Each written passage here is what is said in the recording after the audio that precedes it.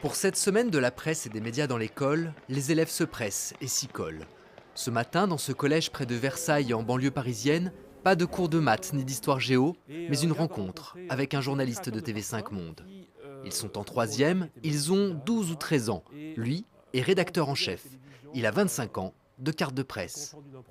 1 heure pour échanger, présentation du métier, et très vite, les questions fusent. Sur quelle chaîne vous avez préféré travailler? Est-ce que vous faites beaucoup de censure par rapport à vos informations? Le reportage que vous avez fait que vous regrettez maintenant. Quelle est l'anecdote où vous avez eu le plus peur dans toute votre carrière? Est-ce que ça vous gêne de savoir que dans certains pays, vos articles pourraient être censurés?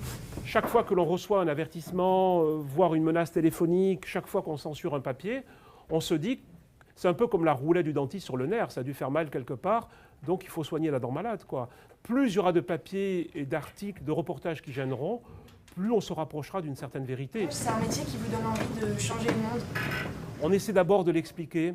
Quand vous rencontrez ce monsieur qui répare les femmes qui ont été violées, quand vous rencontrez des secouristes qui ne dorment pas pendant 20 heures, on est très humble, mais on ne peut pas vraiment changer les vies.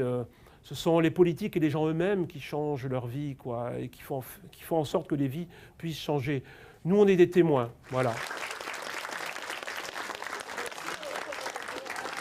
Donc c'est très important dans une démocratie. On pense que justement il y a une grande liberté, que tout va bien, mais en fait nous on est manipulés et l'information c'est ce qui permet de réfléchir. À nous de leur montrer ce qui se passe ailleurs et de leur montrer que l'information c'est pas juste ce qu'on veut bien leur montrer, c'est pas juste les journaux gratuits, c'est pas non plus les blogs faits par des non-professionnels.